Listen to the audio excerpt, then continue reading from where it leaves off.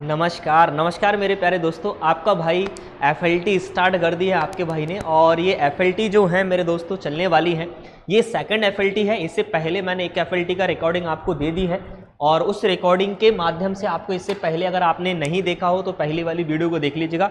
मैंने पहली एफएलटी का आपको सॉल्यूशन प्रोवाइड कर दिया है और मैं आपको टोटल 8 एफएलटी प्रोवाइड करने वाला हूं मेरे दोस्त। और 8 की 8 एफएलटी में से आपको पूरे के पूरे क्वेश्चंस देखने को मिल जाएंगे, ये आपके भाई की गारंटी है मेरे दोस्त। तो क्या बात करनी है, चाहो तो हमारे एप्लीकेशन को इंस्टॉल कर लीजिएगा और ये जो एफएलटी वाला सेक्शन से आप चाहो तो उसे ज्वाइन कर सकते हो। कहां पर? हमारे एडवांस्ड कंप्यूटर क्लासेस एप्लीकेशन है जिसकी लिंक वीडियो के डिस्क्रिप्शन में है। मेरे दोस्तों यदि आप चाहते हो ग्रुप 4 की तैयारी करना, असिस्टेंट ग्रेड 3 की, स्टेनो टाइपिस्ट की जो भी है, और ग्रुप 4 की जो वैकेंसी आने वाली है उसका रिकॉर्डेड बैच है, ये भी आपको 20% ऑफर हमारे एप्लीकेशन पर मिल जाएगा मेरे भाई।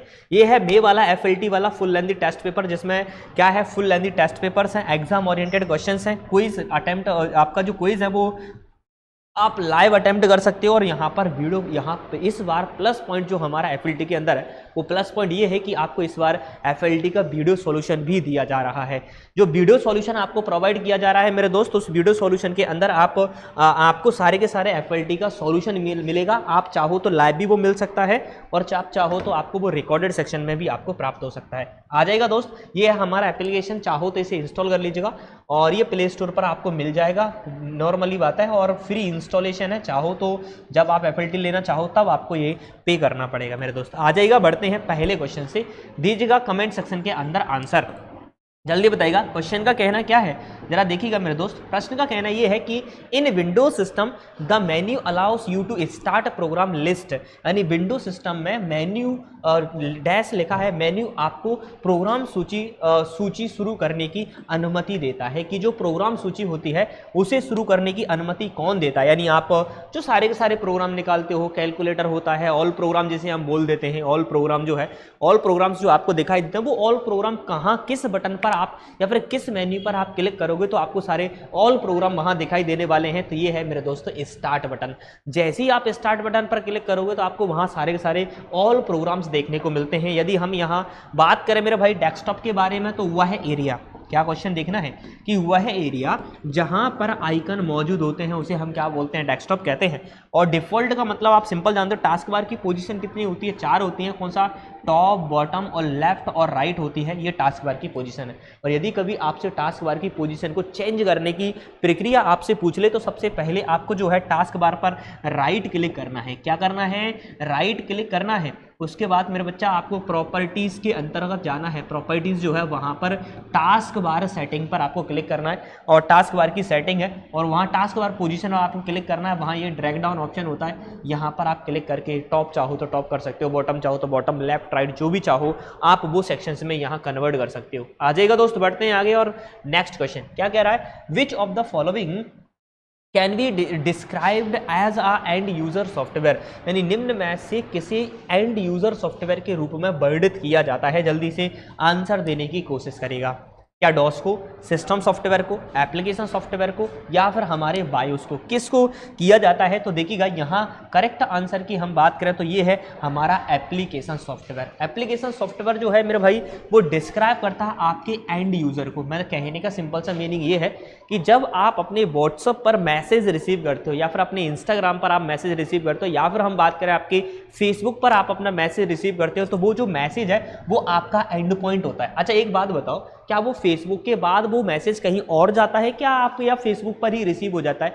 तो वो आपकी फेसबुक पर ही वहां रिसीव हो जाता है, इसलिए इसे हम क्या बोलते हैं, एंड पॉइंट कहते हैं।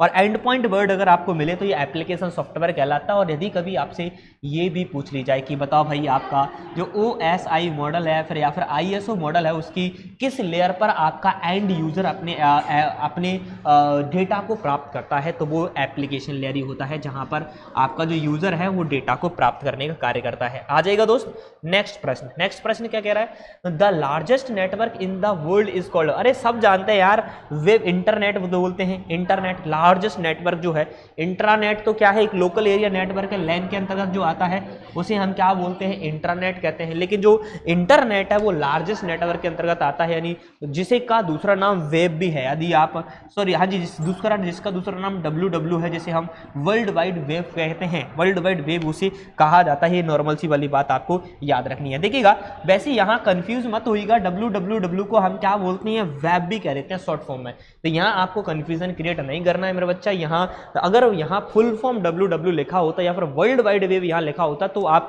यहाँ इसका आंसर www कनेक्ट कर सकते या टिक कर सकते। यहाँ आप इसको टिक नहीं कर सकते हो, यहाँ आपको इंटरनेट को ही यूज करना ही पड़ेगा मेरे दोस्त। नेक्स्ट प्रश्न की बात करते हैं, देखिएगा क्या कह रहा है, notebook system unit are often called as, यानी नोटबुक सिस्टम यूनिट को अक्सर कहा जाता है। सो सिंपल जी वाली बात है भैया, नोटबुक नुमा कंप्यूटर लैपटॉप होते हैं जी आप सब जानते हैं यार, इसके मेरे को बताने की जरूरत है नहीं, ये क्या है, लैपटॉप कहलाते हैं। कमेंट सेक्शन के अंदर बताइएगा कि जी सर क्वेश्चंस ऐसे हैं मेरे भाई, धमाकेदार क्वेश्चन है, आपको टेंशन नहीं लेना इन क्वेश्चंस के अंदर, ठीक है, आ जाएगा।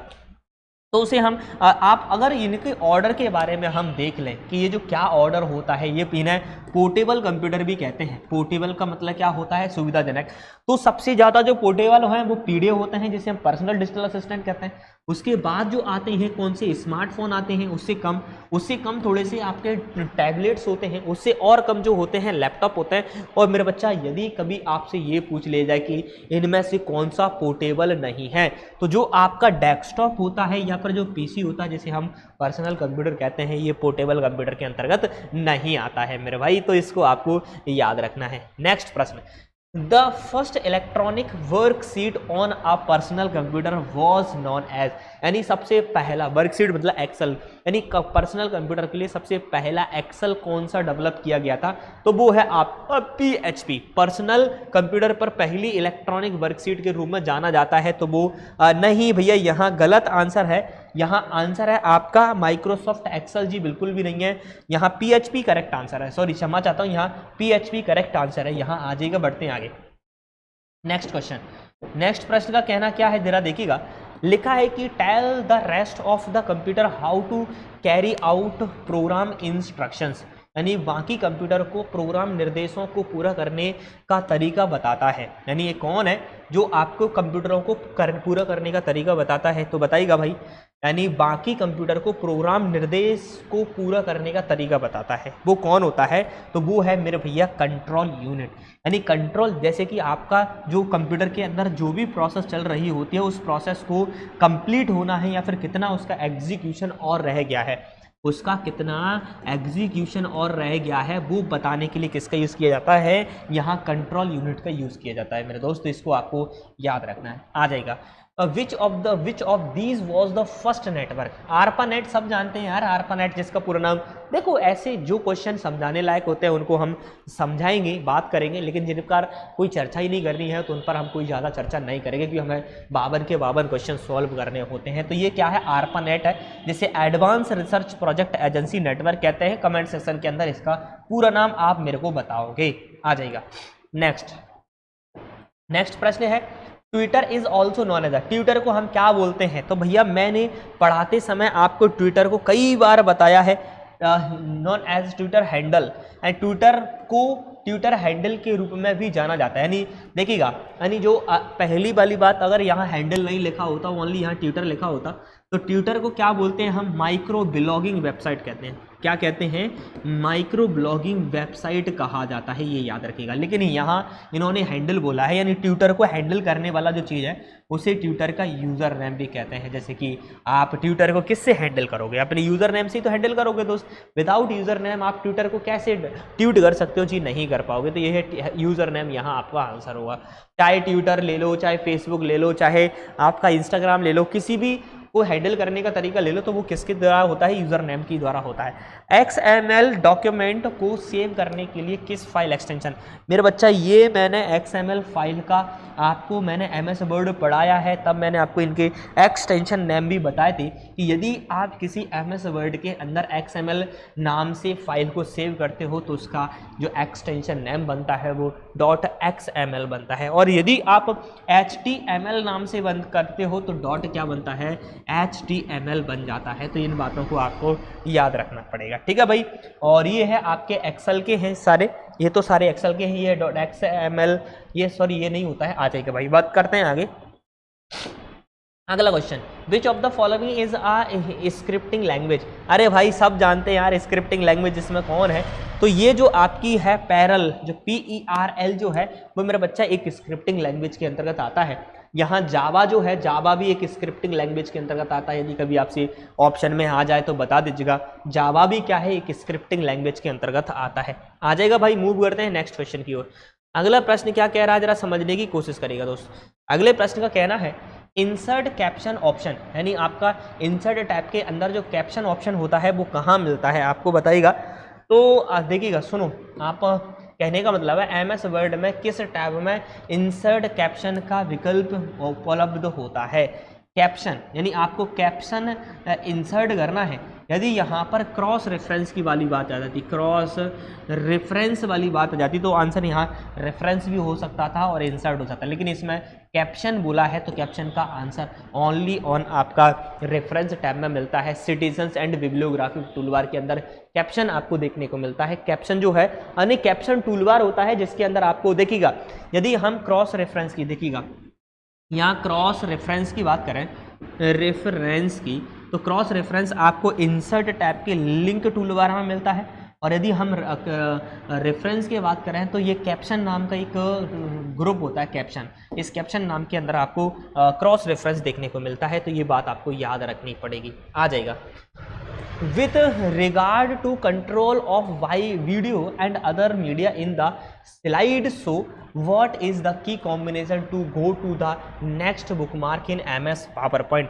यानी स्लाइड शो में वीडियो और अन्य वीडियो मीडिया के नियंत्रण के संबंध में MS PowerPoint में अगले बुकमार्क पर जाने के लिए कुंजी संयोजन क्या होता है। आपको सिंपल सी बताना है, अगले बुकमार्क पर जाने के, यानी एक बुकमार्क से किसी दूसरे बुकमार्क पर जाने के लिए जो शॉर्टकट की है आपको कमेंट सेक्शन के अंदर बताना है मेरे दोस्तों। उसका आंसर है Alt+End की।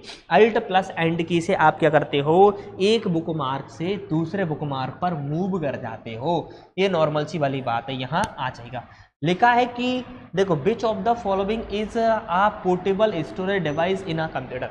पोर्टेबल का मतलब क्या होता है, सुविधाजनक, यानी कंप्यूटर के अंदर ऐसी स्टोरेज डिवाइस जो सुविधानुसार एक जगह से दूसरी जगह भेजी जा सकती है, तो वो स्टोरेज डिवाइस। तो देखिएगा मेरा बच्चा, CPU स्टोरेज डिवाइस होता नहीं है, कीबोर्ड स्टोरेज डिवाइस होता नहीं है, ट्रैक बॉल स्टोरेज डिवाइस होता नहीं है, बचा कौन सा, पेन ड्राइव। और पेन ड्राइव को हम फ्लैश मेमोरी भी कहते हैं। अगर आपसे कभी पूछ ली जाए, पेन ड्राइव जो है, पेन ड्राइव को क्या कहा जाता है, फ्लैश मेमोरी भी कहते हैं, मेमोरी भी कहते हैं। और पेन ड्राइव को हम रिमूवेबल डिस्क भी कहते हैं, रिमूवेबल सॉरी क्या है, रिमूवेबल डिस्क भी हम इसे बोलते हैं। कि आप रिमूव मतलब इसे आप रिमूव कर सकते हो, एक जगह से आप दूसरी जगह भी ले जा सकते हो। आ जाएगा भाई नेक्स्ट प्रश्न। नेक्स्ट प्रश्न क्या कह रहा है, देखिएगा, the process of copying a file from one computer to another computer. बताओ भाई, यानी एक कंप्यूटर से दूसरे कंप्यूटर की ओर फाइल को कॉपी करना क्या कहलाता है, तो वो डाउनलोडिंग कहलाता है। जैसे कि आपका कोई सर्वर है और लिखा है, देखो लिखा भी है ओवर नेटवर्क इंटरनेट, यानी किसी नेटवर्क या इंटरनेट से आपके कंप्यूटर में किसी फाइल को कॉपी करना क्या कहलाता है, डाउनलोडिंग कहलाता है। इसमें कोई दो राय नहीं है मेरे दोस्त। आ जाएगा, मूव करते हैं नेक्स्ट प्रश्न की ओर। देखिए लिखा है, in a computer network PAN standard form, यानी पैन का पूरा नाम क्या होता है, तो पर्सनल एरिया नेटवर्क होता है। आप सब अच्छी तरह से जानते हो पैन को, मेरे को बताने की जरूरत है नहीं मेरे दोस्त। पैन का पूरा नाम क्या है, आप सब लोग अच्छी तरह से जानते हो, उसे हम क्या बोलते हैं, पर्सनल एरिया नेटवर्क कहते हैं। आ जाएगा दोस्त, मूव करते हैं नेक्स्ट क्वेश्चन की ओर। अगला प्रश्न क्या कह रहा है, देखिएगा, लिखा है अनाउंसमेंट्स, देखो अनाम ई मनी लिखा है ना भाई, अनाम ई मनी में यादृच्छिक संख्या को एनक्रिप्ट करने के लिए कारक का उपयोग किया जाता है। मतलब आपकी संख्या को इनक्रिप्ट और डिक्रिप्ट करने के लिए किस का यूज़ किया जाता है, तो यहाँ है ब्लाइंडेड। ब्लाइंडेड का मतलब होता है, एक सॉफ्टवेयर होता है ब्लाइंडेड नाम का, जिसमें क्रिप्टोग्राफी का जो सेक्शन होता है, उस क्रिप्टोग्राफी के अंदर इस सॉफ्टवेयर के माध्यम से आपका जो सीक्रेट टेक्स्ट होता है, या फिर जो आपका यादृच्छित मतलब अदृश्य इनक्रिप्टेड, जिसके आप देख ना सको, जिसको आप पता ना कर सको। जैसे कि मैं यहाँ बता दूं कि इस प्रकार से कोई चीज़ लिखी हुई है, तो आप इसका अनुमान लगा सकते हो कि भैया ये क्या लिखा हुआ है, ये मेरे को पता है क्या लिखा हुआ है। क्या आप बता सकते हैं क्या लिखा हुआ है, इसका मीनिंग क्या है? इसका मीनिंग मेरे नज़र में हेलो है। तो क्या आपको पता चला कि भैया इसका मीनिंग हेलो है? तो इस चीज़ों को पता लगाने के लिए विलाइडेड एक चीज़ होती है जिसका यूज़ किया जाता है। आ जाएगा नेक्स्ट प्रश्न। नेक्स्ट प्रश्न का कहना क्या है कि what is the mouse of VPA in Vim? Sorry, use of VPA, यानी VPA का यूज वीम के अंदर क्या होता है? वीम का पूरा नाम आप अच्छी तरह से जानते हो, भारत इंटरफेस फॉर मनी होता है, और VPN का भी पूरा नाम VPA क्या होता है, आप ये बात आपको बतानी है क्वेश्चन के अंदर। जल्दी आंसर दीजिएगा दोस्त। यहाँ आंसर है सी। इसका क्या है? VPA is use to transfer payment, यानी यहाँ पर VP विया यानी VPA का जो यूज होता है वो पेमेंट ट्रांसफर करने के लिए किया जाता है, यानी एक जगह से दूसरी जगह अगर आप किसी प्रकार का पेमेंट ट्रांसफर कर रहे हो तो आपको यहाँ पर VPA का यूज करना होता है। दोस्त आ जाएगा, बढ़ते हैं और नेक्स्ट क्वेश्चन की मूव करते हैं। देखिएगा लिखा है which of the following chart is over similar, very similar to the pie chart, यानी इनमें से ऐसा कौन सा चार्ट है जो पाई चार्ट के बिल्कुल सिमिलर होता है? तो मेरे बच्चा यहाँ पर पाई चार्ट का ही एक एग्जांपल है डोनट चार्ट। ठीक, जैसे मैं यहाँ पाई चार्ट का एग्जांपल आपको बता दूँ। पाई चार्ट का एग्जांपल होता है पाई ऑफ पाई होता है, पाई ऑफ पाई। ठीक भाई, ठीक है। बार ऑफ पाई होता है, बार ऑफ पाई होता है। ठीक, पाई ऑफ पीसेस होता है और एक डोनट होता है। ये पाई चार्ट के ही एग्जांपल होते हैं और ये पाई चार्ट की तरह ही ये काम करते हैं मेरा बच्चा। ठीक है, तो यहाँ यदि मैं आपसे एक बात और बता दूँ यहाँ पाई चार्ट के बारे में, यदि आपसे पाई चार्ट का क्वेश्चन सॉल्व करना है, यदि आपसे पाई चार्ट का जो क्वेश्चन आता है पाई चार्ट वाला, यदि वो प्रश्न आपको सॉल्व करना है तो वहाँ स्लाइस वर्ड जरूर याद रखिएगा। स्लाइस का मतलब होता है छोटी छोटी स्लाइस, तो स्लाइस वर्ड याद रखोगे तो आप डेफिनेटली आंसर सॉल्व कर लोगे, पाई चार्ट का क्वेश्चन सॉल्व कर लोगे। आ जाएगा, लिखा है track in individuals internet activities and habits to help companies advertise more effectively, यानी लिखा है कंपनियों को अधिक कुशलता से विज्ञापन देने में मदद करने के लिए व्यक्ति की इंटरनेट गतिविधियों और आदतों को ट्रैक करता है। ट्रैक कौन करता है गतिविधियों और आदतों को? तो वो होता है एडवेयर। एडवेयर यानी जो कंपनी जितने भी यहाँ पर ऐड रन करा रही है उन ऐड को ट्रैक करने का जो काम होता है वो किसके द्वारा किया जाता है मेरे भाई? वो एडवेयर के द्वारा ही किया जाता है। और यदि कभी आपसे पूछ ले जाए एडवेयर है क्या, तो ये फर्मवेयर के अंतर्गत आता है, यानी सॉरी मिलेनियम सॉफ्टवेयर के अंतर्गत ये आता है। मिलेनियम सॉफ्टवेयर जिन्हें हम कहते हैं, यानी थर्ड पार्टी का बेनिफिट करवाने वाले सॉफ्टवेयर होते हैं। What does the form of modem meaning? बताओ भाई मॉडेम मेरे बच्चा, यहाँ से इतनी बार क्वेश्चन बने हैं मेरे दोस्त और मैंने ये आपको डिटेल में भी पढ़ाया है। मॉडेम एक ऐसा नेटवर्क डिवाइस है जो टेलीफोन लाइन और मदरबोर्ड के बीच में कनेक्टेड होता है। इसका एक ही काम होता है एनालॉग सिग्नल को डिजिटल सिग्नल में और डिजिटल सिग्नल को एनालॉग सिग्नल में कन्वर्ट करना, यानी मॉड्यूलेशन करना और डीमॉड्यूलेशन करना। तो इसका correct answer B correct answer है। क्या है? बूट स्ट्रैप लीडर है ये, देखो बता देते हैं। सिस्टम लोड कहलाता है, या बूट स्ट्रैप लीडर होता है, या फिर बूट स्ट्रैप थीम्स होता है, या फिर ये मेरे को इसके ऑप्शंस गलत लग रहा है यार। ये क्वेश्चंस के शायद किसी दूसरे क्वेश्चन के यहाँ पर ऑप्शन रख दिए गए हमारे टाइपराइटर के द्वारा। ये किसी दूसरे क्वेश्चन के ऑप्शन रख दिए गए हैं, इसके ये ऑप्शन नहीं है क्वेश्चन के। ये मॉडेम क्या करता है? मॉड्यूलेशन और डीमॉड्यूलेशन का काम करता है। क्या करता है? आपका जो मॉड्यूलेशन का काम है, मॉड्यूलेशन और डीमॉड्यूलेशन का काम किया जाता है। मॉड्यूलेशन का काम करता है कौन? आपका मॉडेम जो है। आ जाएगा दोस्त, बढ़ते हैं नेक्स्ट प्रश्न की ओर। नेक्स्ट प्रश्न क्या कह रहा है देखिएगा। नेक्स्ट प्रश्न का कहना है refers to help the physical device use to store program और data on a temporary basis, यानी अस्थाई आधार पर प्रोग्राम या डेटा को स्टोर करने के लिए उपयोग किए जाने वाले भौतिक उपकरणों को संदर्भित करता है। यानी भौतिक उपकरणों को कौन संदर्भित करता है? यानी जब आप उपयोग कर रहे होते हैं, यानी कोई डिवाइस होता है या फिर कोई प्रोग्राम होता है, जब आप उसका उपयोग कर रहे होते हैं यानी रन टाइम पर वो चल रहा होता है, तो मेरे बच्चा उसे स्टोर करके रखने का जो काम होता है वो रैम का होता है। रैम के पास ही आपका जो भी प्रोग्राम चल रहा होता है वो कहाँ स्टोर होता है? आप अच्छी तरह से जानते हो, वो रैम के पास ही स्टोर होता है। जी आ जाएगा। नेक्स्ट क्वेश्चन मूव करते हैं 22। क्या कह रहा है? Which of the following types of pointing device has, लिखा आपका crisscrossed invisible beams of infrared light that are protected with a clear plastic outer layer, यानी निम्नलिखित में से किस प्रकार के पॉइंटिंग डिवाइस में इंफ्रारेड लाइट के अदृश्य बीमों को क्रॉस किया गया है जो एक स्पष्ट प्लास्टिक बाहरी परत से सुरक्षित होती हैं। तो ये मेरे भाई एक पॉइंटिंग डिवाइस है और जिसको एक इसमें किरणें निकलती हैं और इसको सुरक्षित प्लास्टिक लगाया गया, उसके ऊपर प्लास्टिक से उसको सुरक्षित कर दिया गया है। तो देखिएगा वो एक मात्र डिवाइस है टच स्क्रीन। वो कौन सा डिवाइस है मेरे दोस्तों?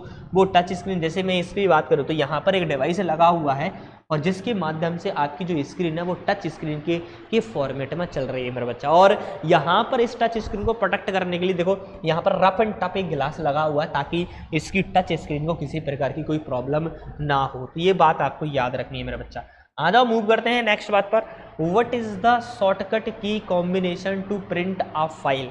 बताओ भैया। अरे यार इसको तो पढ़ाने की जरूरत है ही नहीं है। Ctrl+P। हाँ जी, यहाँ एक क्वेश्चन आपको कमेंट सेक्शन के अंदर जरूर बताना है। क्या क्वेश्चन बताना है मेरे भैया? जो आप MS वर्ड के अंदर प्रिंटिंग करते हो, पावर पॉइंट के अंदर प्रिंटिंग करते हो या फिर एक्सेल के अंदर प्रिंटिंग करते हो, तो प्रिंटिंग की फॉर्म बाय डिफॉल्ट क्या होती है, ये आपको बताना है। आ जाएगा नेक्स्ट प्रश्न। प्रिंटिंग की फॉर्म बाय डिफॉल्ट लिखो। आप printer create dash of document. एक प्रिंटर दस्तावेज बनाता है। क्या बनाता है? तो आप अच्छी तरह से जानते हो मेरे भैया, हार्ड कॉपी क्रिएट करने का काम करता है प्रिंटर। इसके अलावा कोई दूसरा काम नहीं करता है। देखिएगा लिखा है कि निम्नलिखित में से कौन सा MS वर्ड चेंज केस विकल्प चयनित टेक्स्ट में अक्षरों के केस को उलटने के लिए उपयोग किया जाता है। यानी अक्षरों के केस को उलटने के लिए, यानी एक से दूसरा उलटने के लिए। कहने का मतलब क्या है कि जैसे सपोज कि यहाँ की आपका बाय डिफॉल्ट जो हम बात करें, बाय डिफॉल्ट जो आपका केस होता है वो कैपिटलाइज ईच वर्ड है और वो उलट देता अक्षरों। उलट देता क्या? यदि वहाँ अपर केस में कोई लेटर है, अपर केस में मेरे बच्चा कोई लेटर है और लोअर केस में कोई लेटर है, तो लोअर को वो अपर को क्या बना देता है? वो लोअर में कन्वर्ट कर देता है और लोअर को क्या बना देता है? वो अपर में कन्वर्ट कर देता है। यानी लोअर है जो अपर बन जाता है, अपर है जो लोअर बन जाता है। तो वो क्या कहलाता है? वो आपका टॉगल केस के अंतर्गत वो आ जाता है। क्या कहते हैं उसको? टॉगल केस कहते हैं। और आप अच्छी तरह से जानते हो कि किसी टेक्स्ट का पहला वाला कैरेक्टर आप लोअर में होना, अपर कैरेक्टर क्या होना, अपर में होना, क्या कहलाता है? टॉगल केस के अंतर्गत आता है। आप अच्छी तरह से जानते हो। यदि मैं केस की बात करूं मेरा बच्चा, तो 5 प्रकार के केस होते हैं। केस का जो केस चेंज का आइकन होता है वो आपको होम टैब के पैराग्राफ ग्रुप के अंदर, सॉरी फॉन्ट ग्रुप के अंदर आपको देखने को मिलता है। और किसी केस चेंज की जो शॉर्टकट की है वो क्या है, मैं आपको यहाँ बता देता हूँ। केस चेंज की शॉर्टकट की Shift+F3 होती है, ये आपको याद रखना है। और Shift+F3 की मदद से कितने केस चेंज हो सकते हैं? ठीक है, आओ बस 2 मिनट देखो। यानी यहाँ Shift+F3 की मदद से क्या होता है मेरे दोस्तों? Shift+F3 की मदद से आपको यहाँ पर मिल जाता है सेक्शन। 3 प्रकार के केस चेंज होते हैं। और 3 प्रकार के केस कौन से होते हैं आपके? एक होता है सेंटेंस केस, लोअर केस और अपर केस। यानी 3 प्रकार से यहाँ के केस चेंज हो जाते हैं। किसकी मदद से? Shift+F3 की मदद से। नेक्स्ट प्रश्न क्या कह रहा है? The below figure so that the, यानी नीचे दिखाए गए चित्र में पता लगाना है। और यहाँ पर चित्र तो हमारे टाइपराइटर ने दिखाया ही नहीं है कि भैया यहाँ पर चित्र लगा हुआ है और उसको चित्र देख के आपको आंसर देना चाहिए था। तो भैया ये उसकी गलती है। उसको अपन बोलेंगे कि सर यहाँ चित्र तो दिखा दो, तभी तो हम आंसर देंगे, नहीं तो हम आंसर कैसे देंगे भाई?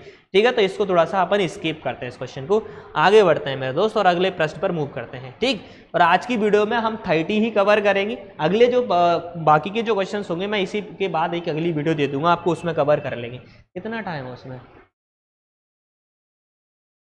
10 मिनट। देख आ जाओ भाई, देखते हैं। लिखा है आपका first line indent can be changes using the command available under command group of the home tab in MS word 2016। यानी MS वर्ड 2016 के अंदर आपकी फर्स्ट लाइन इंडेंट चेंज करने की कमांड किस ग्रुप में देखने को मिलती है?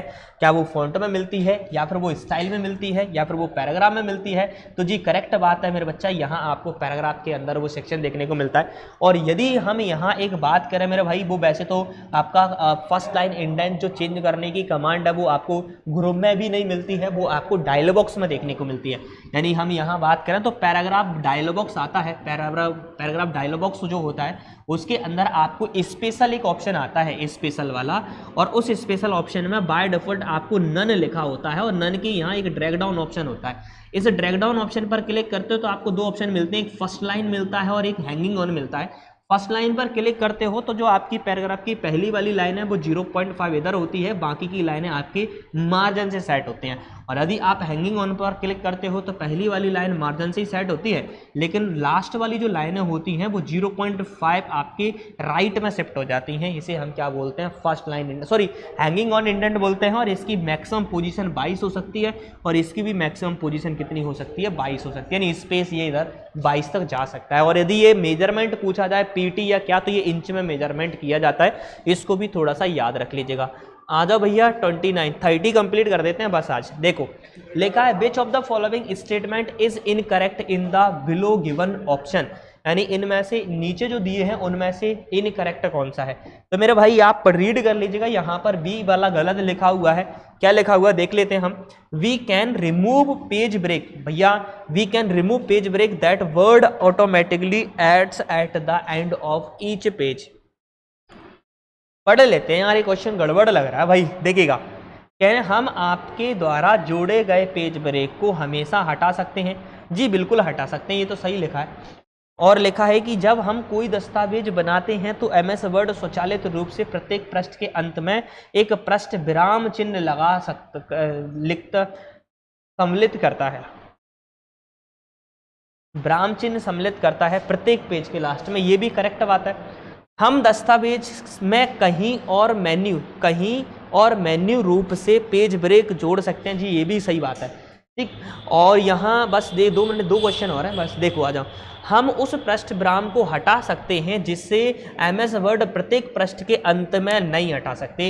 ये वाली ये गलत बात है भाई, ये यहाँ गलत बोल रहा है कि जो, अच्छा एक बात बताओ, जो चीज आपने ही नहीं लगाई तो वो आप कैसे हटा सकते हो। यहाँ देखो इस ऑप्शन में क्या बोल रहे हैं, जब हम कोई दस्तावेज बनाते हैं तो एमएस वर्ड स्वचालित रूप से प्रत्येक पृष्ठ के अंत में एक पृष्ठ विराम चिन्ह सम्मिलित करता है, यानी एमएस वर्ड खुद सम्मिलित करता है, तो आप उसे कैसे हटा सकते, तो आप नहीं हटा सकते। ये आपकी फॉल्स स्टेटमेंट है, यानी यहाँ सेकंड आपका करेक्ट आंसर है। आ जाएगा दोस्त, बढ़ते हैं नेक्स्ट क्वेश्चन पर। क्या बोल रहा है देखिएगा, एमएस वर्ड 16 में एक डैश सेक्शन ब्रेक आपको अगले सम संख्या वाले पेज पर एक नया सेक्शन शुरू करने देता है, यानी in MS Word 2016 dash sections break lets you start a new section on the next even numbers page. जी नंबर्ड पेज। बताओ भाई आंसर क्या है, यहाँ जल्दी से आंसर दीजिएगा। तो यहाँ आंसर की मेरे भाई हम बात करें तो देखो क्या बोल रहा है, एमएस वर्ड में ऐसा है जो सेक्शन ब्रेक आपके अगले सम मतलब इवन। हाँ जी, अगर यहाँ ऑड लिखा होता, विषम लिखा होता, यहाँ पर लिखा होता विषम संख्या पर जाने के लिए, तो यहाँ आंसर क्या हो जाता, ऑड पेज हो जाता। यदि यहाँ विषम लिखा होता तो मेरे भाई आंसर दे नेक्स्ट पेज पर, तो आप ऐसा कोई ब्रेक होता नहीं कि नेक्स्ट पेज पर जाना। हाँ जी, अगर नेक्स्ट पे यहाँ पेज ब्रेक ओनली लिखा होता, ओनली क्या लिखा होता, पेज ब्रेक, तो आंसर यहाँ आपका नेक्स्ट पेज हो जाता। और कंटिन्यूअस इसमें किसी प्रकार का ब्रेक होता नहीं है। तो देखो पेज ब्रेक का मीनिंग समझ लीजिएगा। ब्रेक का मीनिंग होता है, मेरे वैसे ब्रेक का मीनिंग होता है रुकना, लेकिन यहाँ ब्रेक का मीनिंग होता है छोड़कर जाना, यानी एक चीज को छोड़कर दूसरी चीज पर मूव करना। पेज ब्रेक एक पेज को छोड़कर दूसरे पेज पर जाना, कॉलम ब्रेक एक कॉलम को छोड़कर दूसरे कॉलम पर जाना। तो ब्रेक का मतलब होता है छोड़कर जाना। तो हम यहाँ सम संख्या ब्रेक बोल रहे हैं तो कहाँ जाएगा, सम नंबर पर जाएगा। इवन बोलेंगे तो इवन नंबर पर जाएगा, और पेज ब्रेक बोलेंगे तो नेक्स्ट पेज पर मूव करेगा। ये नॉर्मल सी बात है। आ जाओ भैया 30 क्वेश्चन, और आज की क्लास के लास्ट क्वेश्चन है। देखिएगा मेरे दोस्त, लिखा है क्या बात लिखी हुई है, देखिएगा समझते हैं। लिखा हुआ है द स्पीड हाँ जी, the speed of laser jet printer in measured in, यानी लेजर प्रिंटर क्या है, पेज प्रिंटर के अंतर्गत आता है। हाँ जी, पेज प्रिंटर के अंतर्गत आता है लेजर प्रिंटर, और पेज प्रिंटर की स्पीड पेज पर मिनट में मापी जाती है, यानी आंसर क्या होगा, पीपीएम होगा। यदि यहाँ क्वेश्चन में आपसे ये बोला जाता है इंक जेट प्रिंटर, तो ये लाइन प्रिंटर है तो इसकी स्पीड जो है एलपीएम में मापते हैं। यदि यहाँ दिया जाता आपको डेसिबल प्रिंटर, ड्रम प्रिंटर, और आपसे बोला जाता है कि भैया यहाँ हम बैंड प्रिंटर की भी इसमें मापा जाता है आपका डॉट मैट्रिक्स प्रिंटर, तो यहाँ स्पीड जो है यहाँ दी नहीं है, वो सीपीएस में मापते हैं, जैसे हम कैरेक्टर पर सेकंड बोलते हैं। मेरे दोस्त ये आज की वीडियो है, आप चाहो तो इसको जहाँ शेयर कर सकते हो, दोस्त यार भाई बहन जहाँ भेज सकते हो, व्हाट्सअप फेसबुक इंस्टाग्राम जहाँ भेजना है आप वहाँ भेज सकते हो मेरे दोस्तों। इसी प्रकार आपका भाई आपको FLT का सोल्यूशन देता रहेगा। और टोटल एफएलटी हम 8 सॉल्व करने वाले हैं और 8 के 8 एफएलटी से आपको एक एक क्वेश्चन वैसे के वैसे रखे रखे मिल जाएंगे। ये भाई की आपका वादा है मेरे दोस्तों। यदि अभी तक प्रिपरेशन नहीं करी है और आप ओनली एफएलटी की प्रिपरेशन कर लेते हो तो गारंटेड आपका एग्जाम निकल जाएगा, ये गारंटी है मेरे दोस्तों। मिलता है आपका भैया इसी प्रकार की नेक्स्ट वीडियो में, तब तक के लिए नमस्कार।